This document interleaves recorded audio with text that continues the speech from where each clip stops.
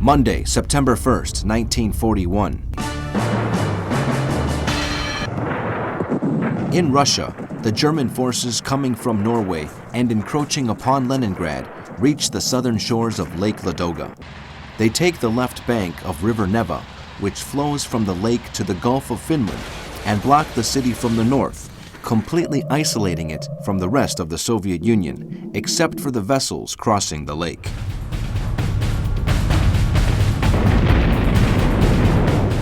The troops of Army Group North retake the key railroad station of Miga. Leningrad is now within the range of artillery fire.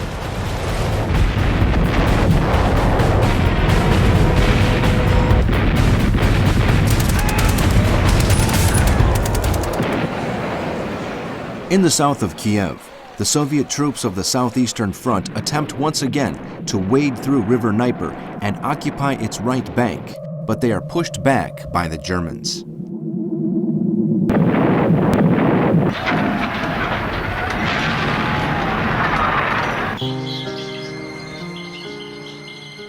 In Berlin, a decree is introduced ordering all Jews older than 6 years of age and living in German territory to wear a Star of David sewed onto their clothes over the chest.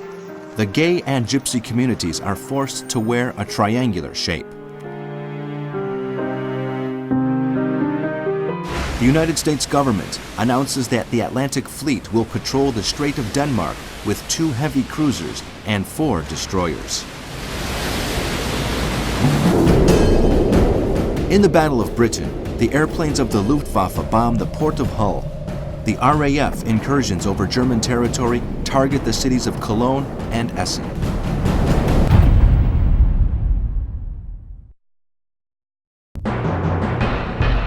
Tuesday, September 2nd. The Germans occupy the Estonian port of Haapsalu. The frontline units now find themselves 25 kilometers away from Leningrad.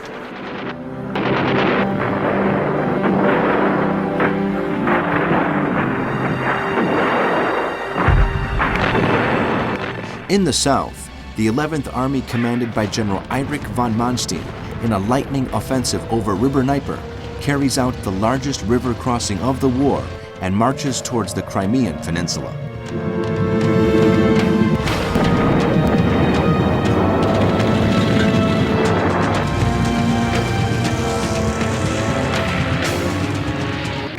In Italy, newspaper Il Popolo reports that Adolf Hitler and Benito Mussolini share the idea of unifying Europe and of strengthening international relations under German leadership.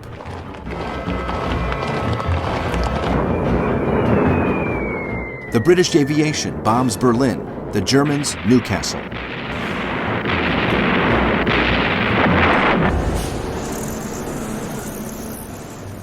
In the United States, President Roosevelt delivers a bellicose speech aimed at placating the impatience of the British people. In it, he warns, Hitler has unleashed violence on the earth. We, the Americans, must do everything we can, absolutely everything, to stop him and his Nazi forces. Weapons are being dispatched by day and by night.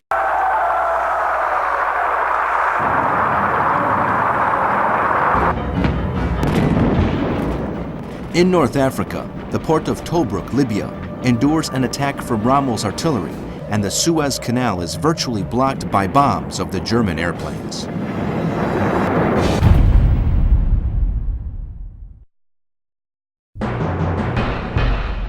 Wednesday, September 3rd.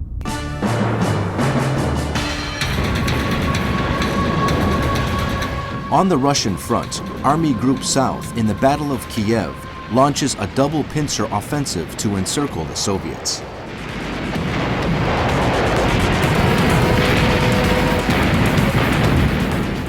Marshal Wilhelm Keitel, chief of the Supreme Command of the Army, OKW, assures the Commander-in-Chief of Army Group North, Wilhelm Ritter von Lieb, that Hitler sees no wrong in razing the city of Leningrad.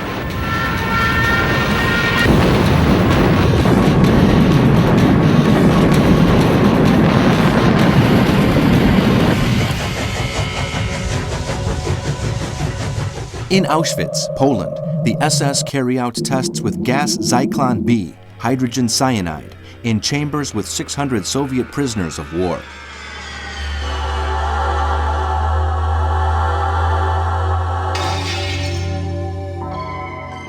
After the deadly results, the decision is taken to use this gas in the future extermination camp of Auschwitz-Birkenau.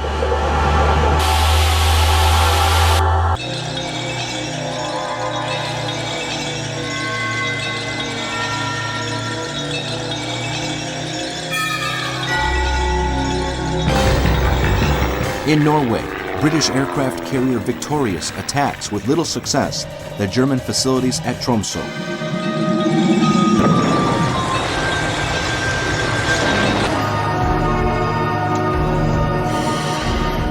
In Tokyo, the Nippon government's efforts to arrange a meeting between Prime Minister Prince Fumimaro Konoye and President Roosevelt have been fruitless.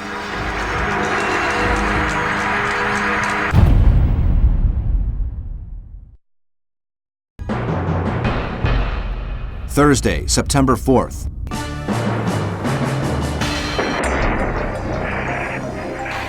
On the Russian-Finnish front, the Finnish forces conquer Belostrov, an important railway station and an erstwhile border outpost before the Soviet invasion of 1940. For political reasons, the Finnish government has decided not to go beyond its former border.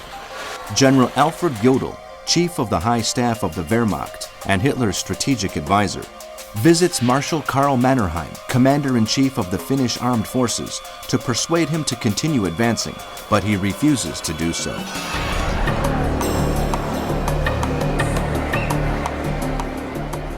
Leningrad suffers the ramming of the German artillery and aviation. Stalin responds to Churchill's letter from the 28th of August through the Russian ambassador in London. According to the Russian leader, the Germans are concentrating all of their military capacity on the invasion of the Soviet Union. Therefore, it would be advisable to open a new front in the Balkans or in northern France. If this were done, Hitler would have to transfer more than 40 divisions to the new front, and this would alleviate the situation in Russian territory. The proposal is once again rejected by Churchill.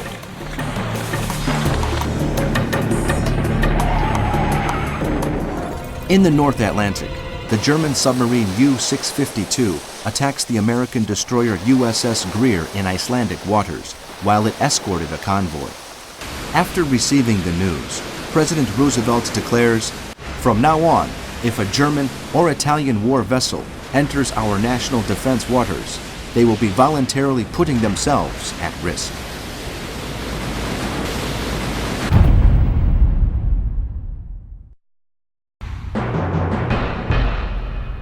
Friday, September 5th.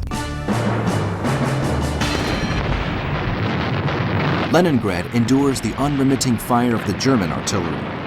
The Russian government introduces martial law in the city.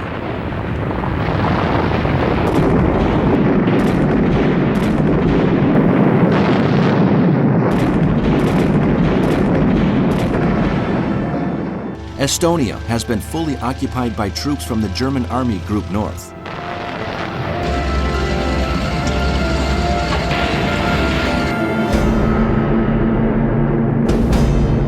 In Norway, RAF bombers attacked the German pocked battleship Admiral Scheer in the fjords of Oslo.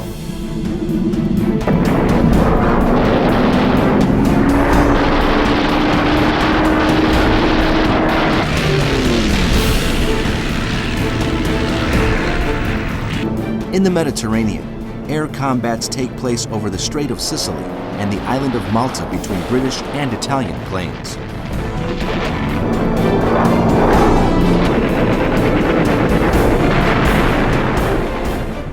The first contingent of volunteer troops to fight the Russians sets out to the east from France.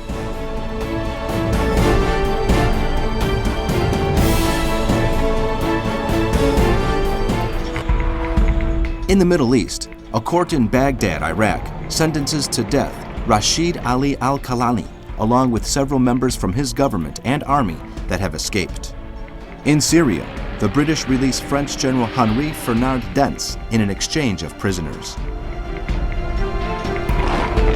In the Far East, in Tokyo, Prime Minister Prince Konoye meets the Emperor to discuss the course of negotiations with the United States.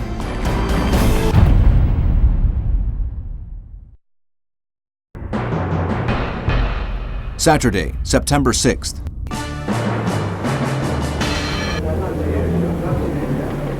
In his headquarters of Rostenburg, Hitler issues Decree No. 35, in which he orders Army Group Center to prepare itself for the attack against Moscow. The operation is codenamed Typhoon. It will be carried out once the actions in Ukraine are over.